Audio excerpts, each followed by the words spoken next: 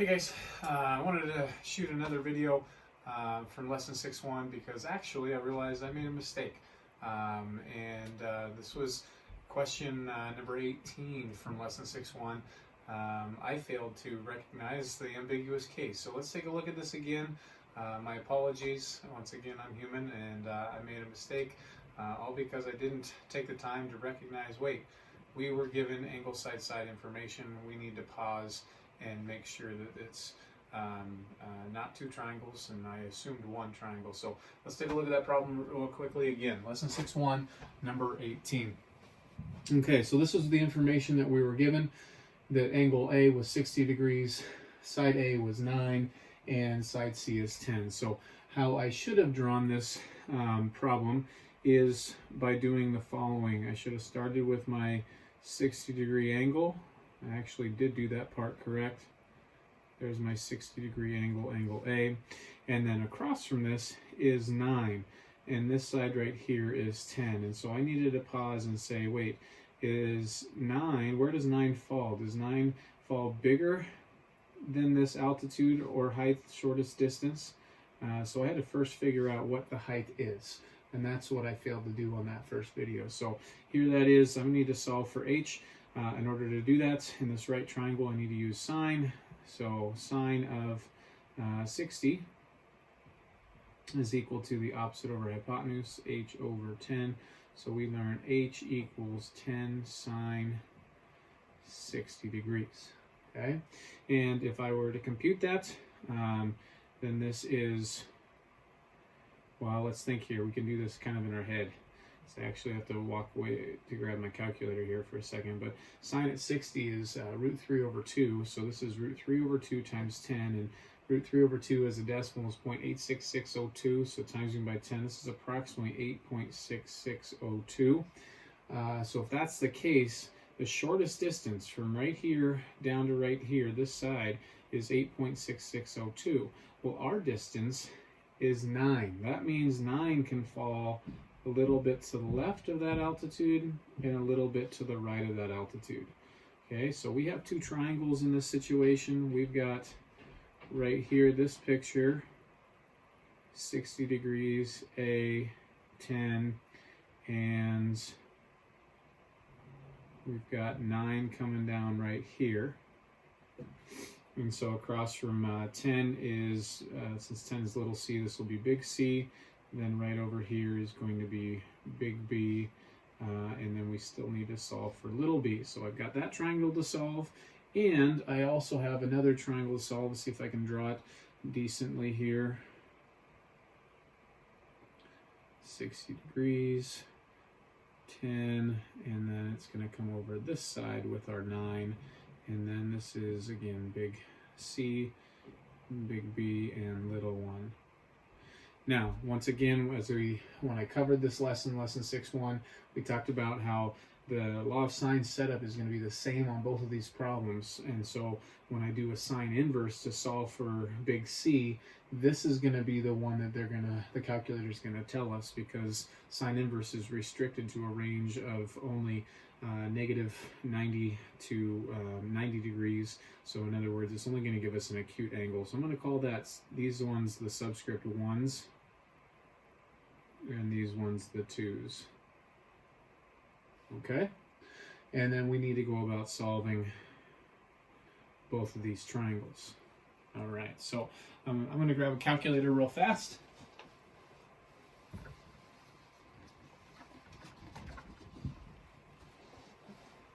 Okay, and so here we go. Let's start by setting up the law of sines.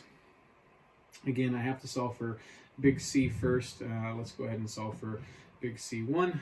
So that would be the sine of big C1 over 10 equals my known ratio, sine of 60 over 9.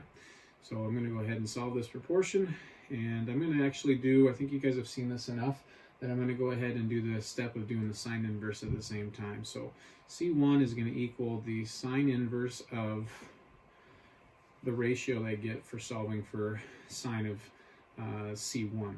So that would be the product of the known diagonal, 10 sine 60 divided by the known value in the incomplete diagonal. Okay, so I need to compute that. Let's do that real quick. Here we go. We're going to do the sine inverse of 10 sine 60 divided by 9. I'm in degrees, so we'll get an answer in degrees. So we get 74.21 degrees. So when I did this the first time, this was, I think, the only triangle that I solved for with you. Okay, so there is one of those. And then we need to remember that C1 and C2 have a relationship to one another, that those are supplementary angles. And the reason is this angle right here is C1. Well, this angle right here has to be the same C1 because this is a little isosceles triangle right here. And if that's the case, these two angles together form a straight angle or 180 degrees. So if I take to find this one, all I have to do is subtract this angle from 180 degrees. Okay, so let's do that right over here. We'll solve both of these triangles simultaneously. C2 is 180 minus this, 180 minus the 74.21, or 105.79. 105.79 is C2. Okay, so now that we've done that, in both of these triangles we can solve for our third angles. So we've got B2 and B1. Using our triangle sum theorem, we just take 180 minus the 60 minus the 105.79, and we get, well, this is really subtracting 165.79, so we're going to get 14.21, I believe, for B2. Okay, just double check. 180 minus 60 minus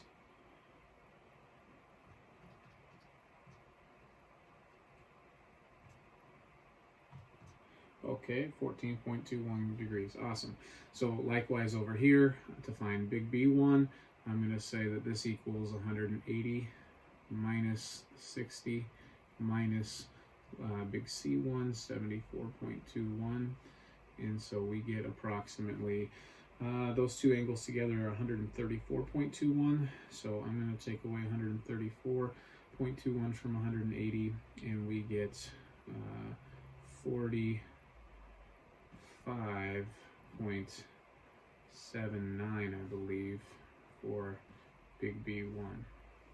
45.79. Okay, so again, I'll double check. 180 minus 60 minus the 74.21, 45.79, that is correct. All right, so we have one last part to solve for each of these triangles, and that would be our little b. Okay, so the side across from big B here in both of these triangles. So we're going to set up the law of sines one more time. So let's do the law of sines here to find B2. B2 divided by the sine of the 14.21. Again, on the calculator, I want to grab that exact value, okay? Equals the complete ratio that I know. Well, I know the 9 and the 60 here, so I'm going to say equals 9 over the sine of 60. All right, so to finish solving it, B2 equals, again, the product of the known diagonal, so that's 9 sine of 14.21 divided by the sine of 60, or approximately, let's go here, 9 sine of this angle 14.2. I'm doing it on the calculator again. I'm grabbing that whole exact angle divided by the sine of 60, and you get 2.55 approximately for that side. Okay, and we got to do this one more time to find little b over on this second triangle. So to find little b, b sub 1 divided by the sine of the angle across, which is 45.79. Once more, reminding that we're going to use that exact value.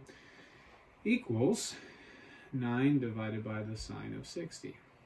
Okay, and again, solving this, b1 equals the product of the known diagonal, 9 sine 45.79 divided by the sine of 60, which is our known value in the incomplete diagonal. And then let me go to the calculator, and once more I got to use that exact value. So 9 sine, I'm going to go ahead and grab that 45.79 value, and then divide by the sine of 60, and we get 7.45, rounding appropriately, for B1. Okay, so once again, the opportunity here at the end is to check for reasonableness. Does it look like in the triangle inequalities that we have our shortest side across from our smallest angle, and vice versa with our largest side across from our largest angle? Okay, so again, once more, what an opportunity to humble myself and realize I'm human and I made a mistake. When I did this the very first time and posted the first video, all I found was the solving for this triangle. I failed to help you see that there were two triangles in this situation. So hopefully this video helps, and as always, let me know if you have questions. Take care.